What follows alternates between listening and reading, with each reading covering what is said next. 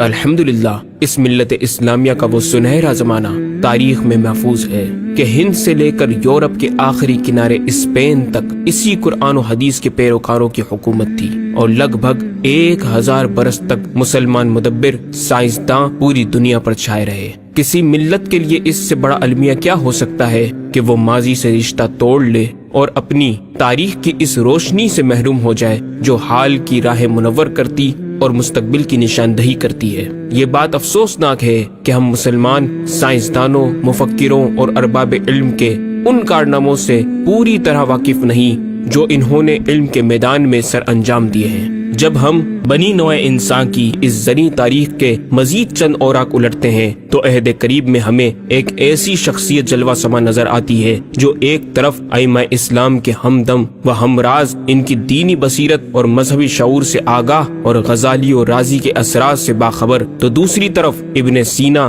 فارابی، بطلیموس کی تحقیقات سے کھیلتی، ابن ہیثم اور ارشمیدس کی ریاضیات سے مسکرا کر باتیں کرتی، البرٹ آئنسٹائن اور غلیلیو کے نظریات کا تعاقب کرتی، ٹولیسیلی اور نیوٹن کے کلیات کے پرخچے اڑاتی، اور پلسٹلے اور لیوازیے کی کیمیائی انکشافات کی تشریح کرتی نظر آتی۔ گویا البیرونی کے بعد مسلمانوں میں 14ویں صدی ہجری تک البیرونی جیسا سائنسداں پیدا نہیں ہوا۔ یہ اعزاز بر صغیر پاک و ہند کو 1856 عیسوی مطابق 1272 ہجری میں حاصل ہوتا ہے کہ جب دنیا انسانیت کا عظیم مدبر، مفکر اور عظیم سائنسداں بریلی کی سرزمین پر جنم لیتا ہے، جسے دنیا احمد رضا خان بریلوی کے نام سے یاد کرتی ہے۔ شاہ احمد رضا کی بات کرے، ہاں تلافی سیئات کرے، وہ علوم کثیرہ میں مانگے، سب پہ علمی نوازشات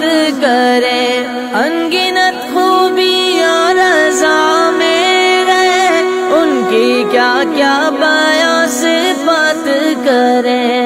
احمد رضا آدمی تھے یا جن، خود انہی سے سنیے۔ لکھتے ہیں، میرے استاد جن سے میں ابتدائی کتاب پڑھتا تھا، جب مجھے سبق پڑھا دیتے 1-2 مرتبہ دیکھ کر کتاب بند کر دیتا، جب سبق سنتے تو حرف بحرف لفظ بلفظ سنا دیتا۔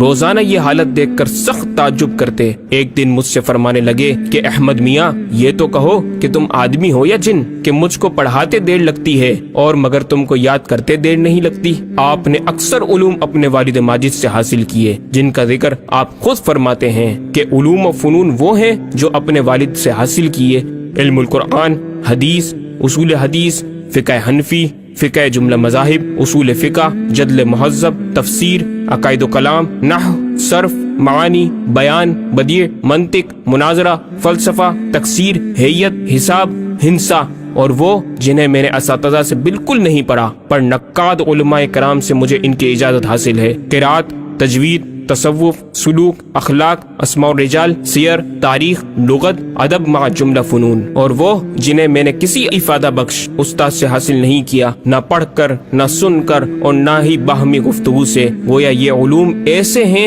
جن کی تعلیم صرف آسمانی فیض سے مجھے حاصل ہوئی۔ ارثمتیکی، جبر و مقالہ، حساب ستینی، لوغارثم، توقید، مناظرہ و مرایا، علم العقر، زیجات، مثلث کروی، مثلث مسطح، حیت جدیدہ، مربعات، جفر، زائچہ۔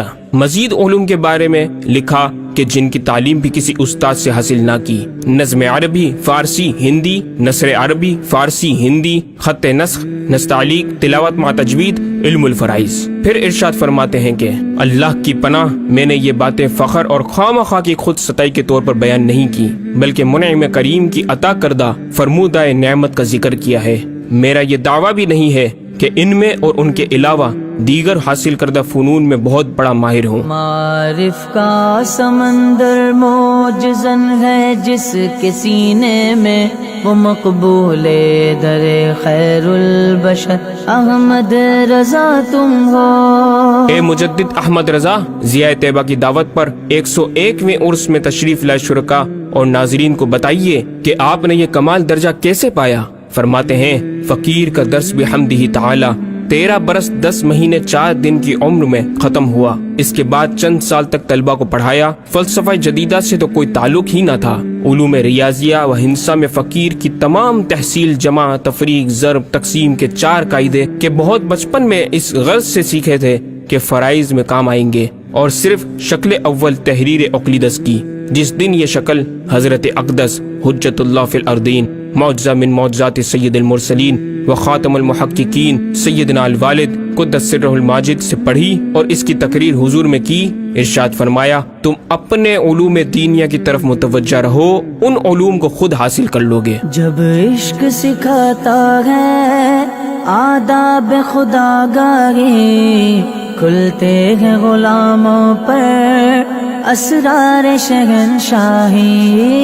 پھر واقعی دنیا نے دیکھا کہ امام احمد رضا نے کئی علوم حاصل کیے، بلکہ ہر ایک علم و فن میں اپنی کوئی نہ کوئی تحریر یادگار چھوڑی، جبکہ بعض کو آپ نے خود ترک فرمایا۔ ناظرین کرام، اگر ہم ان کی علمی خدمات کو ان کی 66 سالہ زندگی کے حساب سے جوڑیں تو ہر 5 گھنٹے میں دین کا یہ مجدد ایک کتاب ہمیں دیتا نظر آتا ہے۔ ایک متحرک ریسرچ انسٹیٹیوٹ کا جو کام تھا، امام اہل سنت نے تنہا انجام دے کر اپنی جامع شخصیت کے زندہ نقوش چھوڑے۔ اسلام کے اس مفکر و مدبر نے سائنس کو بھی اسلامی رنگ میں رنگ کر دینی علوم میں ان کا استعمال فرما کر انہیں علوم دینیہ بالخصوص علم فقہ کا خادم بنا دیا۔ اے مجدد وقت، ضیاء طیبہ آپ سے سوال کرتی ہے کہ کیا آپ سائنس کے خلاف تھے؟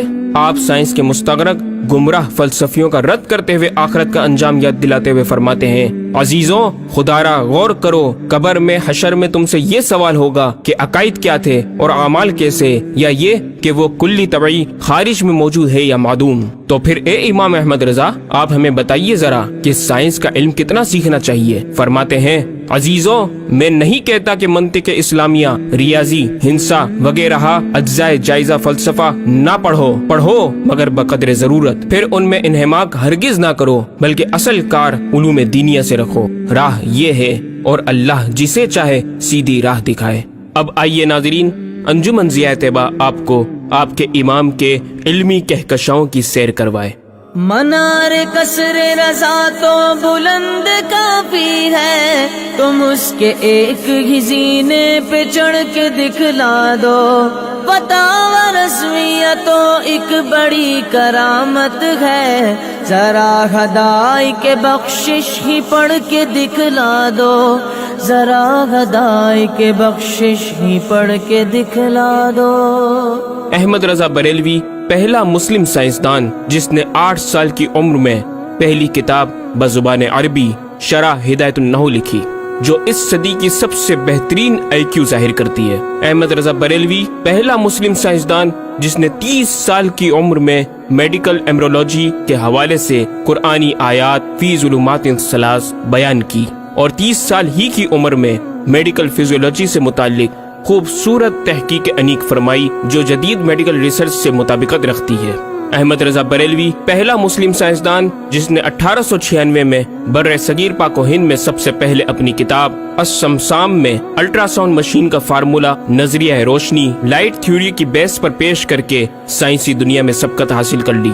یہ بحث آج کل پائزو الیکٹرک فینومینن کہلاتی ہے۔ احمد رضا بریلوی پہلا مسلم سائنسدان جس نے سب سے پہلے 1896 میں اپنی کتاب السمسام میں ٹوپولوجی سے متعلق تھیوری پیش کی۔ بعد میں 1905 میں اپنی کتاب الدولۃ المکیہ میں گفتگو کر کے سبقت حاصل کر لی، جبکہ یہ علم پاک و ہند میں 1968 میں متعارف ہوا۔ احمد رضا بریلوی پہلا مسلم سائنسدان و طبیب جس نے جزام لیپروسی سے متعلق 1908 میں 32 صفحات پر مشتمل اپنی تصنیف الحق المجتلی تحریر فرما کر اسلامی نظریہ غیر متعدی نون کمیونیکیبل پیش کر کے اسلام کی برتری سپریمیسی آف اسلام کو ثابت کیا، جس کی تائید آج کی میڈیکل سائنس نے بھی کر دی۔ احمد رضا بریلوی پہلا مسلم سائنسدان و طبیب جس نے طاعون پلیگ بیماری سے متعلق اپنی تصنیف مقامع الحدید میں اسلامی تحقیق کی ایسی وضاحت فرمائی جسے میڈیکل سائنس خراج تحسین پیش کرتی ہے۔ احمد رضا بریلوی پہلا مسلم سائنسدان جس نے صوتیات ساؤنڈ سے متعلق ماڈرن کمیونیکیشن سسٹم کے بنیادی اصول پر فکری بحث کو تجربات سے ثابت کیا، اور 1909 میں اپنی تصنیف الکشف الشافیہ گراموفون پر तिलावत कुरान सुनने के जवाब में तहरीर फरमाई और तहकीक की कि आवाजें फिजा में मौजूद हैं। मुफक्किर इस्लाम ने इस रिसाले में इब्तिदान फोटोग्राफी और फोनोग्राफी का फर्क जाहिर किया। नीज साउंड थ्योरी पेश करके कान की साख्त, anatomy of the muscles tensor और एयर आउटर और मिडल को समात के लिए जरूरी बताया, जिसकी तायीद जदीद फिजिकल साइंस ने भी कर दी है। ये बहस आजकल डैम्प्ड हार्मोनिक मोशन कहलाती है, जबकि इल्म सूतियात पर आपकी एक और तसनीफ अल बयान शाफिया हुक्म फोनोग्राफिया भी है। अहमद रजा बरेलवी पहला मुस्लिम साइंसदान जिसने वुजू और गुस्ल के पानी पर पूछे गए एक छोटे से सवाल के जवाब में फिजिक्स के मौजू पर फ्लूइड डायनामिक्स से मुताल्लिक तसनीफ अद्दिक्कत व तिबियान 1915 में लिखकर जदीद साइंसी और फिकही अंदाज से तहकीक के अनमोल मोती बिखेरे और पानी की 307 अक़साम बयान की और एक किताब अन्नूर व नौरक तहरीर फरमाई, जिसमें पानी की फिजिकल प्रॉपर्टीज को 43 किस्मों में तकसीम किया। इस तरह पानी की कुल